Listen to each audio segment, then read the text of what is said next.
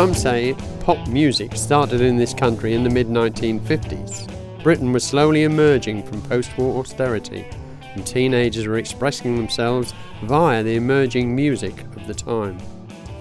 Many musicians and bands emerged around that time. Some of them were successful, some were not. But for a few, it was a precursor of the real success that was to come. Johnny Wiltshire was one such person.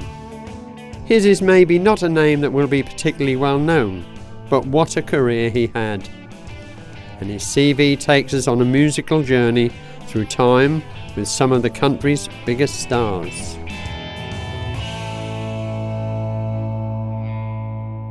Johnny was born in Stepney in the East End of London in 1928 to Caroline and Henry, and he had one brother who was 18 months older. During the war, at 12 years of age, he was evacuated from Tottenham to his aunt and uncle in Meriden, near Coventry, and it was here that he decided to buy a ukulele. He must have taken to stringed instruments because he was soon saving hard for a second-hand guitar, which he subsequently taught himself to play. In 1946, at the age of just 17, he got his first professional job, playing with an Hawaiian band that had a summer season at a theatre in Ventnor on the Isle of Wight, a venue that would feature again in his life many years later. Soon after, he was called up into the army, where his emerging musical talents were recognised. He joined the Army's marching band, playing the cornet and guitar when they played at dances. That was where he started studying music, reading, writing and arranging, an ability which was to stand him in good stead in the future. Once out of the Army, he worked as a jazz guitarist with Harry Gold and his Pieces of Eight.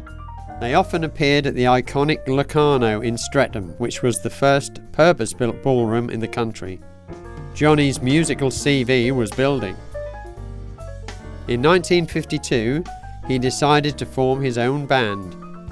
So the Trebletones were born, with fellow musicians Don Hunt, John Scrivens and Chris Ball. Our hearts were true in springtime. All summer through was love's sweet song.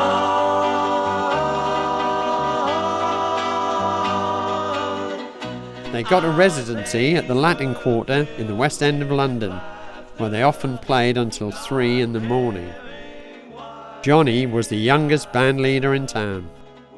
Later, the band spent 6 weeks appearing at Vivian Van Damme's famous Windmill Theatre, where they played 6 shows a day. 2 of the theatre's famous windmill girls remember those days. Hello, I'm Joan. Hello, I'm Jill. And back in the 1950s, when Johnny Wiltshire and the Trebletones were at the Windmill Theatre, we were the Windmill Girls. In those days, the first thing one thinks of is fun. It was very hard work, but that's only in retrospect. At the time, it was just wonderful. We were young and healthy, and everybody seemed so happy. Johnny and the band would have got the gig the same as everybody else by auditioning. There were open auditions held once a week, very, very early in the morning, on stage at the Windmill. Vivian Van Damme sat in the 3rd row, in the middle of the 3rd row. They wouldn't have been able to see him really. They would have just heard, "Next," if he didn't like you, or if he did like you, go upstairs, you'll be given a contract. For Johnny and the Trebletones, working at the Windmill would have progressed their career because of the agents that came into that theatre. Remembering it was in the centre of London, the agents were there all the time. Talent scouts, they were spotted, they could be spotted by anybody. This is the programme with Johnny Wiltshire and the Trebletones in it. They also got a very good review from the stage newspaper at the time, saying that I think it was Johnny was a cheerful front man for the Trebletones, and I think he should have been cheerful working with the Windmill Girls, don't you? Johnny and the band were starting to be successful. They had a good act, they were reliable, and they could read music. As such, they had a good agent, who was keen to promote them.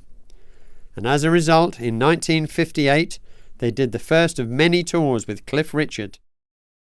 And soon after, they did both a tour and pantomimes with Michael Holliday. By then, they had a new bass player, Jerry Salisbury. Here, Jerry tells us what life on the road with the band was like then. Well, in those days, you didn't think about it.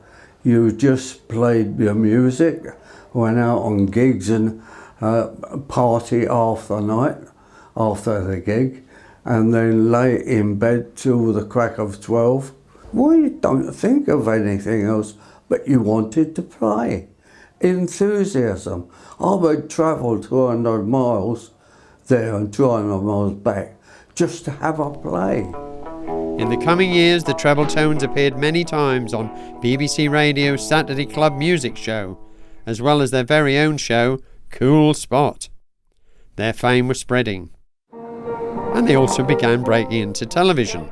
This is a rare clip of the Trebletones appearing on the 1958 Benny Hill Show.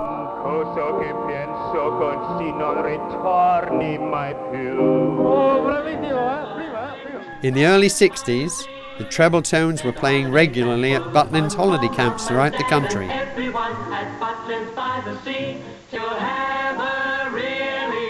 We tracked down one of Butlins' ex-Redcoats, who was there for those appearances.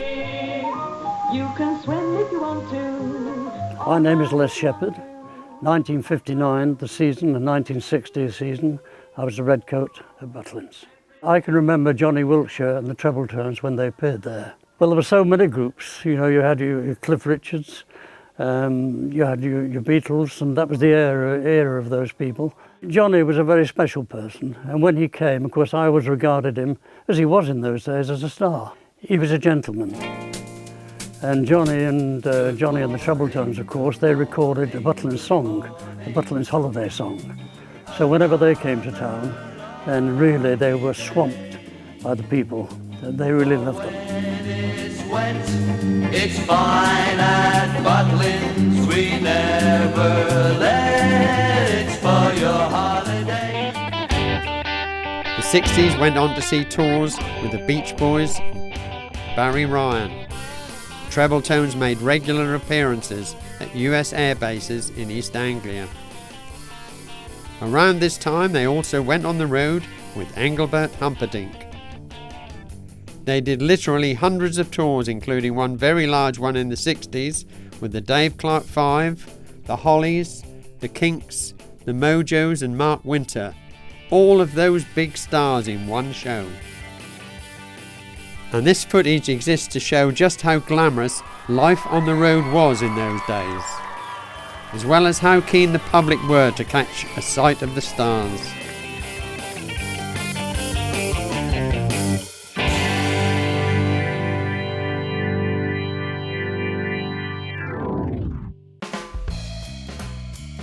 Between 1962 and 1964, the Trebletones appeared with Benny Hill, Vera Lynn,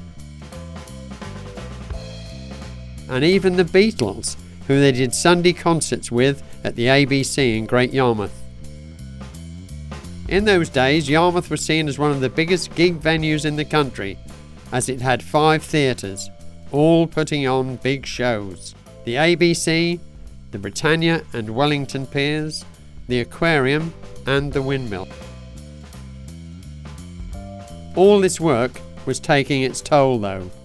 The summer of 1964 was spent driving up and down the country. And one week in particular, they had to record 36 songs for different events. As a result, 2 of Johnny's band members decided it was too much for them, and so they left to concentrate on working just in London. Johnny was undeterred and soon recruited 2 new members, keyboard player Ron Edgeworth and bass player Max Bedford. Today, Max lives in Great Yarmouth, and here he recalls how Johnny approached him. I get a phone call one Saturday afternoon. Are you Max Bedford? Yes. Oh, well, I'm Johnny Wiltshire of the Trebletones. We're playing at Burnham Manning's for 6 nights from tomorrow night, Sunday night. do you want to do the gig? I said, oh yeah, great.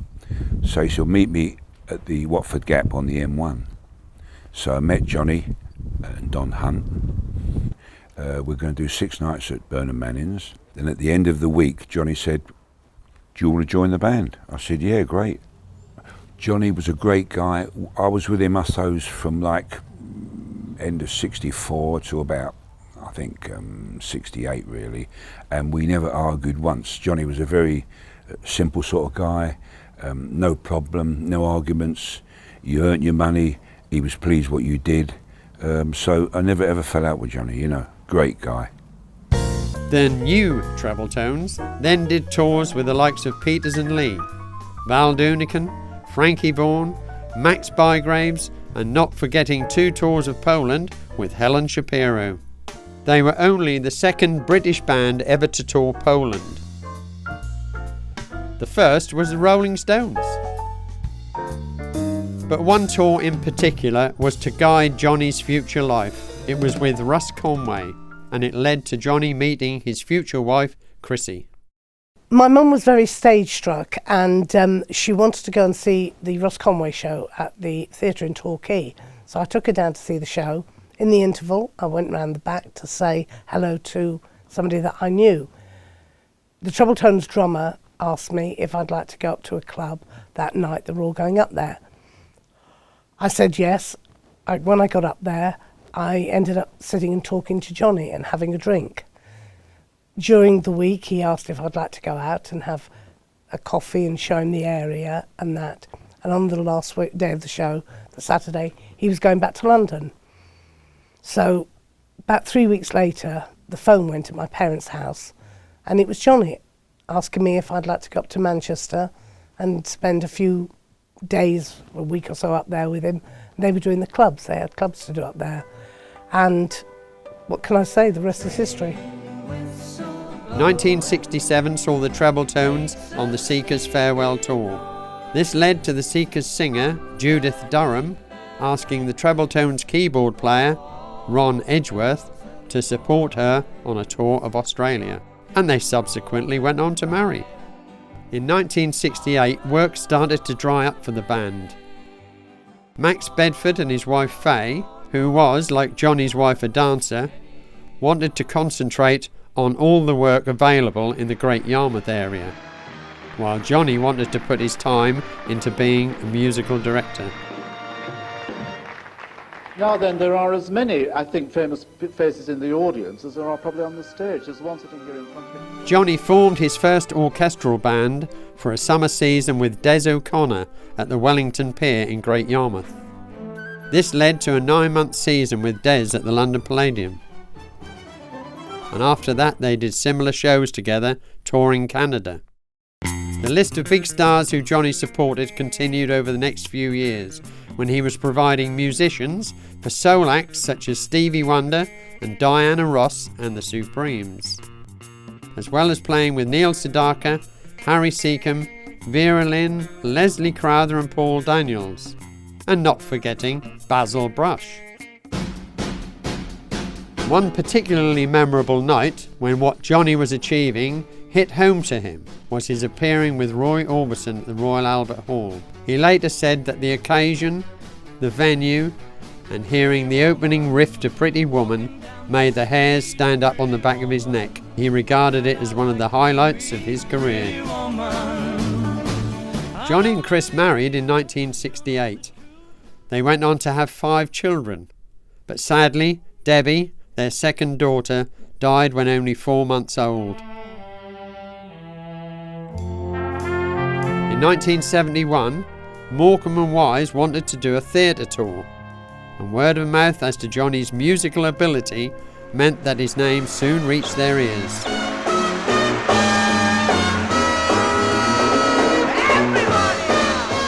Johnny got the job, and it led to an association that would continue with Johnny as their musical stage director for the next 8 years. Lovely. What a place, eh? We became great friends with Eric and Ernie. On the road, everybody respected each other, and we stayed in the same hotels with our children. Although Morecambe and Wise were huge stars, They were very natural and normal people. By now, very well established and respected as a musical director, he spent nearly 3 years working with Little and Large. And then Jimmy Tarbuck asked Johnny to work with him and Kenny Lynch. Together they went on to do theatre tours and appearances at venues such as the Hilton and Dorchester hotels in London, as well as appearances on the QE2, where they worked for 1 day of each 10-day cruise. Nice work for those who could get it. Well, Johnny Wiltshire started much the same time as me. It was the early 60s. The Beatles had emerged and everything went on its head, because the first time we'd had American stars playing second to British stars in the record charts. And Johnny was with the Treble Tones, and not only did he do an act themselves, but he also backed some of the stars that were on these shows. And the rock and roll shows would be going out with Marty Wilde, Billy Fury, Gene Vincent, Eddie Cochran, you know, Cliff. Cliff had the Shadows, but then John's group would back a lot of these. And if you sum Johnny up, his whole career, he was reliable.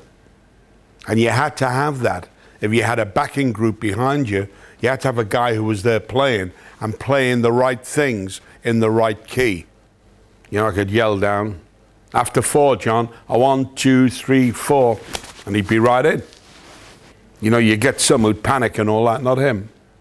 Wasn't a panicker. And you needed those type of things to keep you calm doing your work. Well, I met Johnny at this club, and then I met him a couple of times in the studio, and then suddenly, I don't know how it happened, he said, I think I'll be working with you soon. And I said, why is that? He said, well, I'm going to be Tarby's MD. So I said, well, if you're going to be Tarby's MD, you're definitely going to be working with me. And then, you know, we were together for like 30 years there and all that. Johnny was always a great friend of mine, and we used to work at the Isle of Wight a lot, and he lived very close to there, so I was always around his place and all that all the time. But the only thing, we couldn't get him to play golf, me and Jimmy. We wanted him to play golf because we knew he was going to be useless and we could take a few quid off him. But I think he was too shrewd for us. As a result of Johnny's ability and all these connections, he did many Royal Gala shows. 2 were at the Theatre Royal in Norwich. At these shows he was presented to members of the royal family, the Queen Mother, Princess Margaret, Prince Charles and Princess Anne. It was the most fantastic time for both of us. Not only were we travelling all over the country, and Johnny was doing so many different shows, we were rubbing shoulders with royalty. It was just like being in fairyland. His final major tour was in the late 90s, when he was asked to produce a swing show featuring the music of Ella Fitzgerald, Nat King Cole and Bing Crosby. Johnny had to produce all the music for the show, and he subsequently spent 3 years touring with it. In the late 1990s, Johnny and Chrissy were living in Bournemouth, but during a visit to stay with friends in Norfolk, they realised how Norfolk house prices proved better value than on the Dorset coast. And so in 1998, they moved to Hingham. By now, Johnny was in his 70s, so inevitably, while his work continued, he was starting to take it easy. But he certainly found time for a Treble Tones reunion in Dereham in Norfolk, featuring old members Don Hunt, John Scrivens and Jerry Salisbury.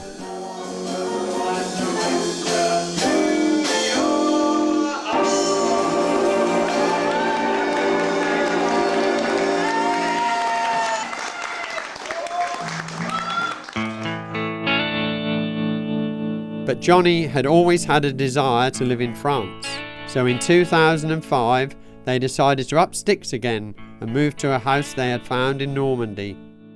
Soon after this, Jimmy Tarbuck asked Johnny to accompany him on a tour of his one-man show, talking about his life. Johnny was the only backing musician. Whilst this meant a lot of travelling, it was a chance for Johnny to get back to basics in terms of his musicianship. And in the summer of 2006, that show took Johnny full circle, when, with Jimmy Tarbuck, he went back to that very same Ventnor Theatre on the Isle of Wight where it all started over 60 years earlier. Sadly, that proved to be Johnny's last ever performance, as shortly afterwards he was diagnosed with a form of blood cancer. And he died in the December of that year. He was buried at Coney Wood, just outside Norwich. It was during the time on the Isle of Wight, in what proved to be his final performance, that Johnny did an interview with Radio Solent DJ John Hannam. Good afternoon. Today's guest, Johnny Wiltshire, has a fascinating story that began at the Ventnor Winter Garden. That interview resulted in 2 one-hour-long programmes being broadcast, in which Johnny reflected back on his life. Cliff Richard, the Beatles, Noel Coward, Des O'Connor, and a few by royal appointment. As such, Johnny left a huge legacy for his family. Chrissy and their 4 children, Kim, Amanda, Emma and JJ, as well as the generations of their relatives to come. I often say being able to have a record with my dad's voice singing on it now that he's passed away, seeing him on television, maybe at Christmas on the Morecambe and Wise live show, and having all the people that were influenced by him with memories of him, telling me stories, being able to discuss him with them, also my family, my sisters, I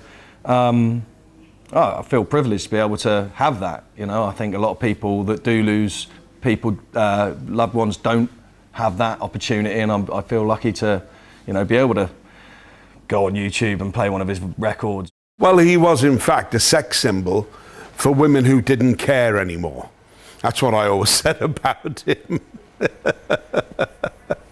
And he was a good laugh, good sense of humour. Would have a drink with you, a couple of beers, which is great. And he was good company.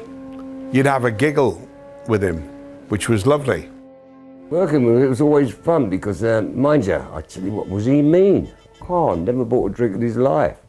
But apart from that, he was all right. It was great fun, and I think I knew him 50 years, I don't think I've ever had a row with him. Not even a cross word. If I had my life over again, I would hope the same thing would happen by meeting Johnny, It did change my life. Johnny had lived an incredible life, and he loved every minute of it.